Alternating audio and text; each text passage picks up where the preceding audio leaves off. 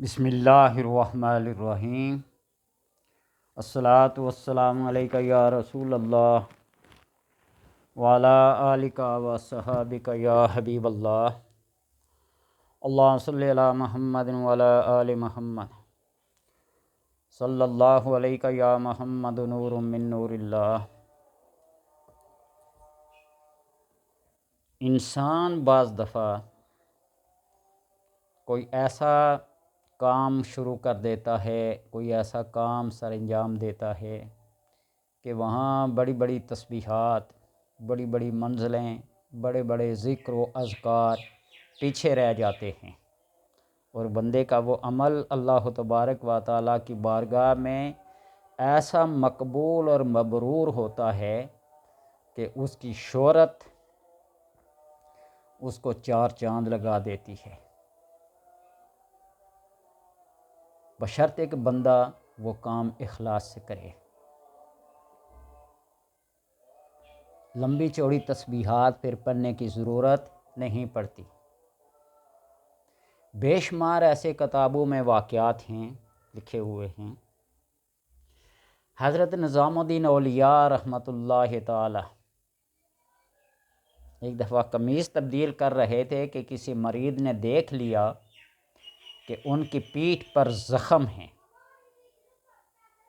چھالے پڑے ہوئے ہیں، تو اس نے پوچھ لیا حضرت یہ کیا ہوا؟ اسے مڑا، دیکھا او تو نے میرے راز کو کیا کر دیا، آج فاش کر دیا۔ یہ کیسے زخم پڑے، کیسے چھالے پڑے؟ تو انہوں نے یہ کہا تم کیا یہ سمجھتے ہو کہ یہ نذرانے، یہ چڑھاوے، یہ جو ہمارے ہاں آتے ہیں، اس سے میں اپنے گھر کا نظام چلاتا ہوں؟ نہیں۔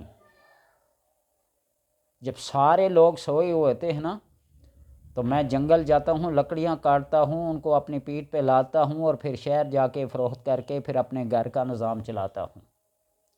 حالانکہ نظام الدین اولیاء کے لنگر کے بارے میں یہ بات مشہور ہے، یہ میرے پاس کتاب ہے ہشت بہشت، جو علماء مشایخ چشت کے بارے میں لکھی گئی ہے، ان کے ملفوظات ہیں۔ ان کے لنگر کا جو خرچہ تھا، پیاز اور لہسن کے چھلکے 70 اونٹوں کا بوجھ بنتا تھا۔ آپ لہسن اور پیاز کے چھلکوں کا جو بوجھ تھا وہ 70 اونٹ، جو لکھا ہوا ہے، میں کون سا پاس بیٹھا ہوا تھا۔ وہ یوں ایسے محنت کرتے، اپنے رزق حلال کو کمانے کی یوں کوشش کرتے، پھر اللہ ان کی اس محنت کو، اس اخلاص کو دیکھ کر ان کو اتنا عطا کرتا ہے کہ دنیا حیران رہ جاتی ہے۔ آپ صلی اللہ علیہ وسلم کے پیچھے ایک نماز پڑھنے والے بوڑھے بابا جی، جب بھی آپ صلی اللہ علیہ وسلم کی نظر ان پہ پڑتی تو فرماتے جس کسی نے جنتی کو دیکھنا ہو زمین کے اوپر چلتے پھرتے اس بندے کو دیکھ لے۔ جب بھی نظر پڑتی، داڑھی سے پانی ٹپکتا ہوا وضو کر کے آتے، جوتوں کو یوں رکھ کے آپ سائڈ پہ آتے، نماز پڑھتے اور چلے جاتے۔ حضرت عبداللہ ابن عمر رضی اللہ تعالیٰ عنہ کو یہ تجسس ہوا کہ بابا جی بہت بڑا کوئی کام کرتے ہوں گے، بہت بڑی کوئی تسبیح پڑھتے ہوں گے، تبھی تو 3 دن ان کے گھر میں رہے۔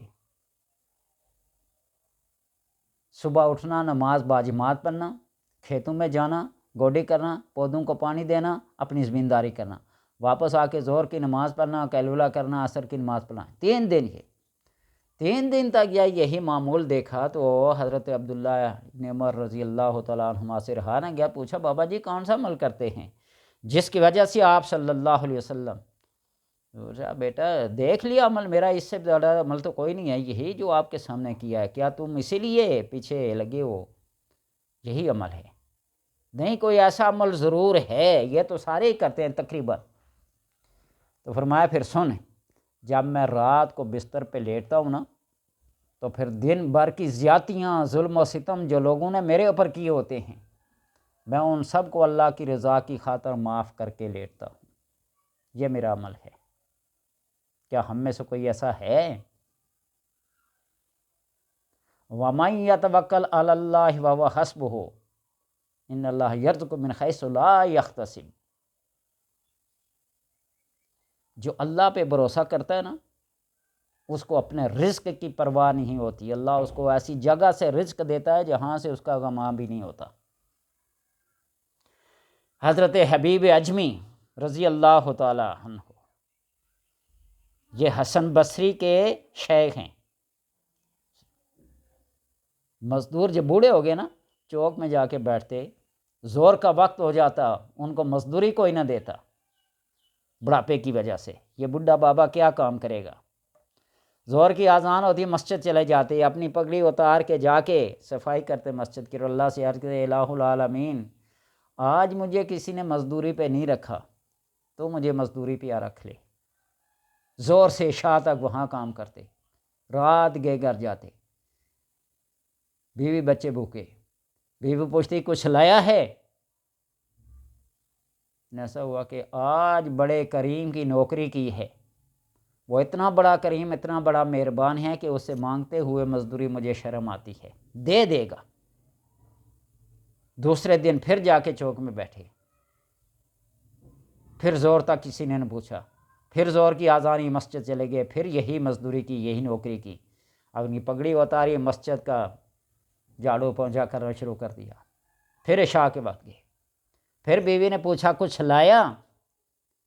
تو عرض کیا کہ کہا جو ہے کہ بڑا کریم ہے، بڑا مہربان ہے، دے دے گا، صرف مزدوری مانگتے ہوئے مجھے شرم آتی ہے۔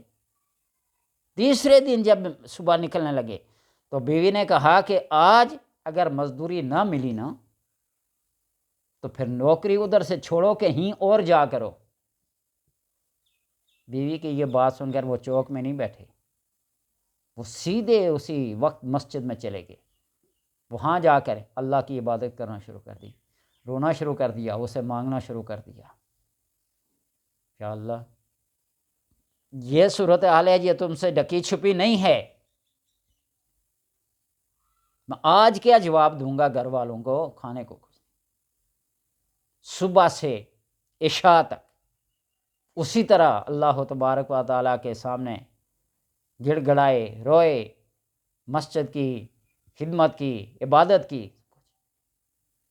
ادھر اللہ تبارک و تعالیٰ نے کیا کیا؟ اپنے خاص ڈیوٹی کرنے والے لوگوں کو، جو مخلوق کو رزق پہنچاتے ہیں، بھیجا حبیب اجمی کے گھر۔ دروازے پہ دستک ہوئی، ان کی اہلیہ نے دروازہ کھولا، کہا کہ سائڈ پہ ہو جاؤ، پردے میں ہو جاؤ، کہ ہاں تیرا ہم نوکری کرتا ہے نا، وہاں سے رزق لایا گیا ہے۔ اندر کچن کے اندر کھانے پینے کی ہر چیز کو بھر دیا، بچوں کے، اہلیہ کے، اپنے کپڑے سب سے اعلیٰ قیمتی وہ رکھ دیے، اور درم، دنانیر، اشرفیاں جو اس دور میں سکہ رائج الوقت تھا، وہ تھیلیاں بھر کے، بوریاں بھر کے رکھ دیا، اور اسے کہنا کہ جس جگہ وہ نوکری کرتا ہے نا، تھوڑی دیر ہو گئی ہے، مزدوری رکے گی نہیں، صرف دینے میں تھوڑی دیر ہو گئی ہے، تو اسے کہنا کہ بس اپنے مالک کی مزدوری کرتا رہے۔ کیا یقین تھا، کیا توکل تھا، کیا بھروسہ تھا لوگوں کا۔ جب گھر آئی نا، کھانے طرح طرح کے پکے خوشبوئیں اٹھ رہی تھی، اہلیہ نے کہا کھانا کھا لو۔ یہ کھانا کہاں سے ہے، کس نے بھیجا؟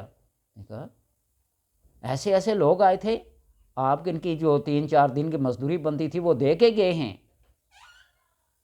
ہم نے کہاں سے لانا تھا۔ جو اللہ تبارک و تعالیٰ کے اوپر ایسا کامل یقین، اعتقاد، توکل اور بھروسہ رکھتا ہے تو اللہ تبارک و تعالیٰ اس کی مزدوری کو، اس کی روزی کو، اس کے رزق کو روکتا نہیں ہے۔ آج ہم تسبیحات پڑھ پڑھ کے، یہ یوٹیوب پہ لوگوں کے عملیات دیکھ دیکھ کے یہ تسبیح کرو گے، فرشتے بوریاں بھر بھر کے لائیں گے۔ وہ بندہ مجھے بتا دے جس کے گھر میں یہ تسبیح پڑھ کے بوری لائی ہے فرشتے نے، اور اسے کہہ گیا ہو، وہ گھر مجھے بتاؤ جہاں رکھنے کی جگہ نہ ہو۔ لوگوں کے اعتقادات اور یقین اور توکل کو پختہ کراؤ اور کرواؤ خود بھی۔ بات یہ ہے کہ آج ہم کیا کرتے ہیں، کسی سرکاری دفتر میں چلے جائیں، جو بندہ مجازی افسر اپنی کرسی پہ بیٹھا ہوگا، آپ بجلی کا بل ٹھیک کرانے کے لیے جاتے ہیں، آپ کے ساتھ سلوک کیا ہوتا ہے؟ آپ اپنی پینشن لینے کے لیے جاتے ہیں، کاپی جمع کرا کے آپ کے ساتھ سلوک کیا ہوتا ہے؟ باوجود سب کچھ ہونے کے آپ کو کل آنا جی، پرسوں آنا جی، کیش نہیں ہے جی، یہ نہیں ہے جی، وہ نہیں ہے، سسٹم خراب ہے۔ آپ بینک کے اندر چلے جائیں، اپنے ہی پیسوں کو لینے کے لیے کتنی ذلت و خواری اٹھانی پڑتی ہے، سسٹم خراب ہے۔ بیٹھے موبائل پہ لگے ہوں گے، گپیں مار رہے ہوں گے، ہماری بریک ہوگی، ٹی بریک ہوگی، لنچ بریک ہوگی، فلاں گے چکر لگوائیں گے۔ بھائی اپنے ہی پیسے وہاں رکھنے کا فائدہ کیا ہے؟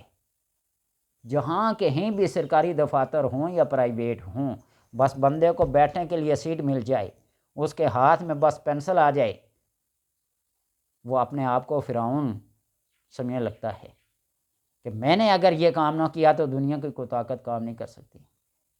انہیں یہ خیال نہیں کہ اوپر رب الارباب ہے، رب العالمین، کائنات کو رزق دینے والا، کائنات کے نظام کو چلانے والا، وہ بیٹھا ہوا ہے۔ تو اس لیے ہم پھر تسبیحات بھی پڑھتے ہیں، ہم پھر نمازیں بھی پڑھتے ہیں، ہم پھر کرپشن بھی کرتے ہیں، اور پھر مسجد کی پہلی صف میں بیٹھ کے نماز بھی پڑھتے ہیں۔ پھر ہم کسی کو 2-4 روپے چندہ ہدیہ دینا ہونا تو وہ بھی کیا کرتے ہیں، لہرا لہرا کے روڈ کو دیتے ہیں۔ 4 نمازیں جماعت کے ساتھ کیا پڑھ لیں تو کیا بن بیٹھتے ہیں، مسجد کے مجاور متولی بن جاتے ہیں، وہ خود امام بن جاتے ہیں، پھر امام کی قدر و قیمت کرنا چھوڑ دیتے ہیں۔ اس لیے اپنے آپ کو خدا کا بندہ سمجھ کر عاجزی اور انکساری کے ساتھ، عدل اور انصاف کے ساتھ انسان بن کر، فرعون بن کے نہیں، لوگوں کی خدمت کرو جہاں کہیں بھی بیٹھے ہو۔ پھر تمہاری تسبیح بھی کام کرے گی، اور یہ تسبیح پھرے نہ پھرے تمہارا دل پھر جائے گا ایسے کام کرنے کی وجہ سے، اخلاص کی وجہ سے، خالص نیت کی وجہ سے۔ ذرا رزق حلال کما کے تو دیکھو، رزق حلال کے اندر کتنی بڑی برکت ہے۔ میں اکثر یہ کہا تھا نا، 3 کام کرو بس، بزرگی تمہارے قدم آ کے چومے گی، معجزات اور کرامات ہمارے ہاتھوں سے صادر ہوں گی۔ سچ بولنا، رزق حلال کا کھانا، اور گوشہ نشینی اختیار کرنا، کم گفتگو کرنا، بحث مباحثے میں نہ پڑنا، بس ان 3 کاموں کو اپنا لے۔ پھر دیکھیے لمبے چوڑے چلے کاٹنے کی ضرورت نہیں ہے، لمبے چوڑی تسبیحات کرنے کی ضرورت نہیں ہے۔ اللہ تبارک و تعالیٰ خود اپنا ذکر اگر زبان سے جاری نہیں تو اس کا دل ذکر کرتا رہے گا، جو لوگوں کا خبر تک بھی نہیں ہوگی۔ تو اس لیے ان چیزوں کو اپنائیں۔ توکل، سورہ طلاق کی آیت ہے نا، مَن یتوکل علی اللہ، اس کو آپ پڑھیں، اس کے معنی پر، اس کے مفہوم پر غور و فکر کر کے، تعلیمات نبویہ صلی اللہ علیہ وسلم کو ذہن میں رکھ کے، احکامات خداوندی کو ذہن میں رکھ کے آپ کسی بھی کام کو اخلاص کے ساتھ کریں تو سارے کام ہو جائیں گے۔ رزق دینے والی ذات اوپر بیٹھی ہے، کسی بندے کے ہاتھ میں نہیں ہے۔ اگر بندے کے ہاتھ میں ہوتا نا، وہ ترسا ترسا کے، تڑپا تڑپا کے مار دیتا، پانی کا ایک قطرہ تک زبان پہ نہ رکھتا، منہ میں نہ رکھتا، ایک لقمہ آنے والا تو بڑی چیز ہے، لقمہ تک کسی کو نہ دیتا جب تک وہ احسان نہ جتلا دیتا۔ حضرت ابراہیم علیہ السلام کے پاس مہمان آیا نا، کو مجوسی تھا، کھانا شروع کیا، حضرت ابراہیم علیہ السلام بغیر مہمان کے کھانا نہیں کھاتے تھے، اس نے بسم اللہ نہیں پڑھی، جھڑک دیا، ڈانٹ دیا، وہ اٹھ کے چلا گیا۔ جبریل آئے، اے اللہ کے خلیل، اللہ آپ کو سلام عرض کرتا ہے، بھیجتا ہے، کہتا ہے کہ 80 سال تک وہ میرا نام لیے بغیر کھاتا رہا، آج تیرے دسترخوان پہ بیٹھا، اس نے میرا نام نہیں لیا تو انہوں نے اس کو جھڑک دیا، آپ پیچھے گئے، واپس بلا لایا۔ اس لیے جب ہم پڑھتے ہیں نا بسم اللہ الرحمن الرحیم، یہ رحمان ایک ایسی صفت ہے، یہ صفت یہ نہیں دیتی کہ ہندو ہے، سکھ ہے، مشرک ہے، میرے ساتھ کسی کو شریک ٹھہراتا ہے۔ کیا پتہ ہم سے زیادہ اسے رزق دیا ہو۔ اور رحیم جو ہے نا، یہ پھر اس کا مومنین کو آخرت میں پتہ چل دے گا کہ اتنا رحیم ہے۔ رحمان الدنیا و رحیم الآخرہ۔ اللہ تبارک و تعالیٰ سے دعا ہے کہ وہ حق اور سچ بولنے کی، رزق حلال کھانے کی توفیق عطا فرمائے۔